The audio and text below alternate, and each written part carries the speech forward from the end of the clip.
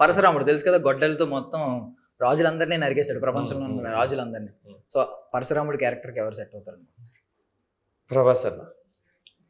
Beast. Ranbir Singh. Ranbir Singh. ఈయన Ranbir. Okay. Vikram. NTR, junior NTR. Okay, nice. So మీ నుంచి ఇప్పుడు, భీముడు. హల్కీ గాయ్. సో మీరు చెప్పండి భీముడు. అగస్త్య. సో స్టార్ట్ చేయండి మీరు తినడం.